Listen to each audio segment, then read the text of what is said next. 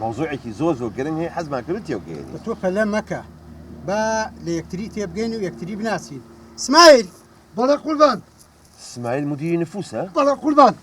لا والله بردسي خومه فالمو قربان جان على باوكا نازم من عشان تسيرك كم أمبي هم زوار بينيوا كل من حلقة كيف يشوف يمنو انت مكابت النامي اسماعيل بلا قربان زانت شي اخون شي اخوان بخير انا خواسته تشاوكان ماتن تشاوى كمي بخير مالي بس ميل هنا والله من عزيز نبي تشاق اخو تشاق اخوي والله من كان أخو ما قرب قابي فالوده ممنون به كوري من فاتولت هي اما دومانه دوي اصلي خومان برو دويان بو بينا بلا بس تشاو بله على باوكا بسيارة بكم على توستاري رفيقي هم تعديل شيبو ايه هو أرماوا ما هو والله يوتم أمام كابرينا زوجة تسيرك كم تعيني طاونية كنت تهيني شيبا بس كر اما ام كرم توزق عقل وشتي طواوني جاجاق ساكا باللي نقريد جوي ميري قربان بم فرمو الحقيم من عثمان مناوة اما كرمه او دوانش كتو كوري من اما بكري الزعوام اوش خشي منه بخير الحقيم ما ويقلم وبير من خيزانم امري خوايك اخوا وعفوك لكن بدو حازريه جاب حق الخوضة زاني بيايش نابداني شباب يجن من منعلم هي تلاسد مالية ونأمجني أنا ونأمشين شوي كردوه وبيجني كبير خدمة مانكا أم بكر الزعامة بخير نيته أو داوي لبودني شكم داني شبود وزي مواني وتي اللي بغا داني شو كرديشة يوتم قيتك هنا كاك دير ريك وتي لسر بايدو دفتر دولار بس من ألتون بو كردوه والله كاك اللي بريك ألتوني دزي الروي خزني زي برو شو الروي باوكا هاو باوكا بقول كي خدمة بس بورا لكن بقول أزعين شيء ليه وجه يلا من توم يوان توبرو كاكا توبرو نيرش تكوش مو كاكا أزعين شيء أغا جا نفس طالما غير رزق حلمت ما قلنا ناخوش نبي أعمل شيء ما دقاق على الشقشقية يا أخو كتني بنات أنا كيف رياتك برو براسته والله كاتم بوراو لباتي تانجي امابم يك تيجروات أما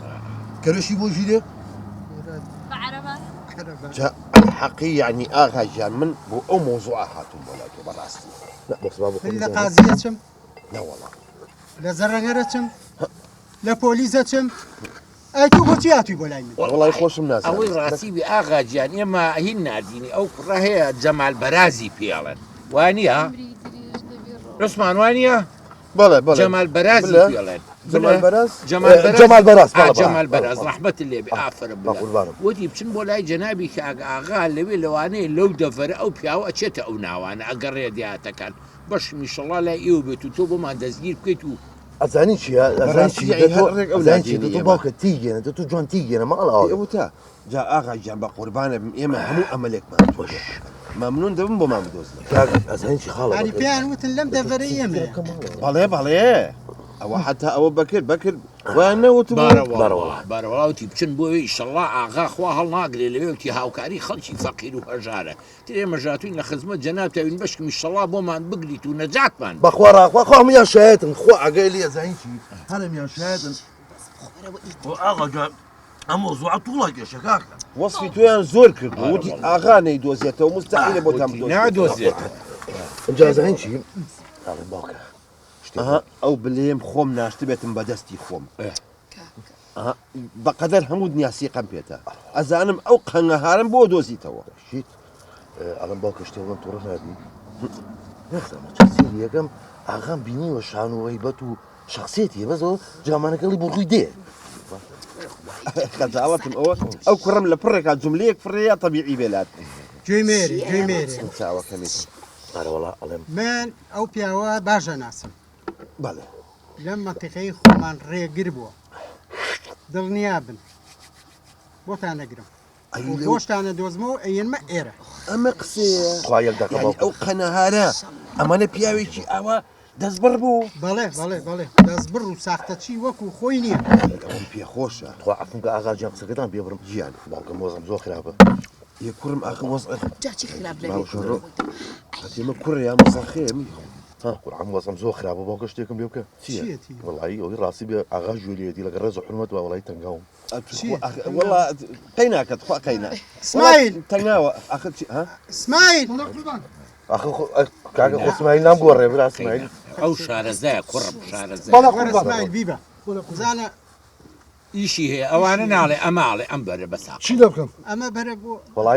أشوف بويا دەستۆرەکە هەستە باوکە بە قورعان ناوێرە مەمە بڕۆ هەموو دوێ خواردەوە ئەو قەهنەهارە پیاوێکی خەددار و پیاوکوژ و زۆر جەلادە خەمتان نەبێ من بۆتانێنمە ئائێرە کورە من زۆر مەمنونی تۆم ئاغاجیان خۆ من ئەم کوڕی عوسمان نەیهێژەگینەوە پیاوێکی بوو دەڵە دیم خۆم بە ناوبانگم خاڵە بکرد هەرچی ئەم مەڵتیقانەیە شارەزان من ئەوە ساڵێکیانەوە ساڵی هەشتا بوو هەفتاکان بوو ئالەم چەبەیە خۆمەشت تێگەشی وەڵا خەڵکی دیەکە هات بۆم عوسمان بەسەری تۆ وتی کاکە فریامان کەوە کوڕێ پیا بۆ لەم ناوە ناوی قالە ڕێگرە باشە هەرچیە گەڕوا سەرانەی لێسەنگە عزیێتیە وتم کاکەوە داینێن بۆ خۆم بەسەری ئەو عوسمانە بەسەری ئاغا ئاوا گوێچکەیم کرد خستمە ژێر پێم ئاوا ئەو قاچانم خستە سەرمری تا ڕەحی دەرچوو باشە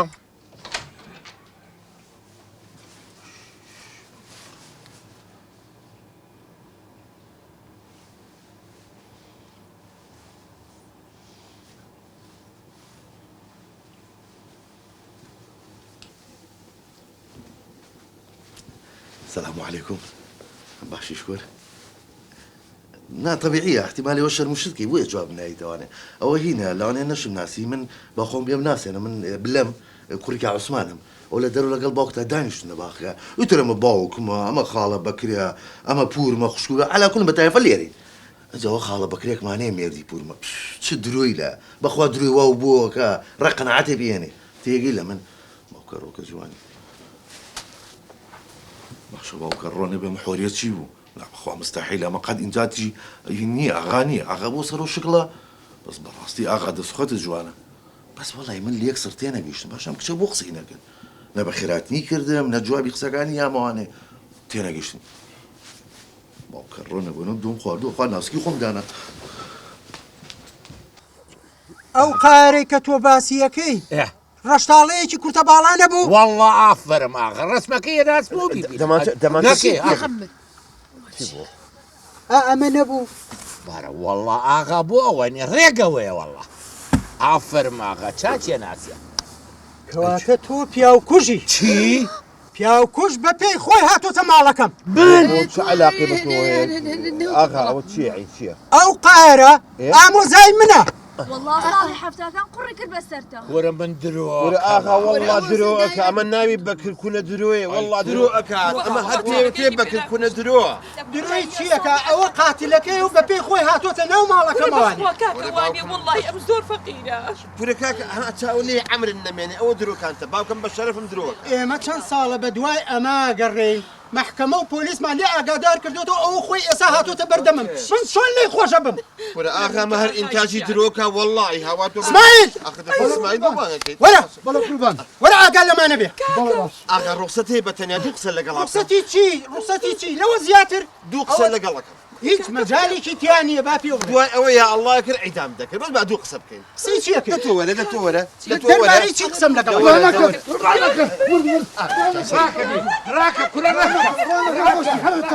ئەم مەوزوع ئەوەی لە ئەسڵ و ئەساسا هیچی بەکر خۆی درۆزنە یعنی درۆی چیەکە هەی ساختە چیانە هەرە مێ بتانگرم اسماعیل أنا أغا بسيارة والله قلوبي توالدقش عن سوتاوة ناس أنا والله تشيه ئەمە نێرێ أنا أغا برازو باك مان كون باوکتی چی اسماعیل ولا بقول وەرە اسماعیل لەکوێیت اسماعيل ما قلت خوا أغا جان ومن درجة اسماعيل لا بخوا بۆ اسماعیل چی لێکە أخذ جوز أنا بخوا اسماعيل توزع خطر بقول عن توا أغا جێشی کردم ئەوە کەلە بوویان پێی بوو ئەوە چی بوو ئەوە یەک کەلیلامەوە تیوە خەلی بوو ببکوژێ برە ماڵە ئاوا بێ ئەڵەی تاپڕیان پێوە ناوی وەرە مەبەرە بیبە اسماعيل بیبە ژورۆ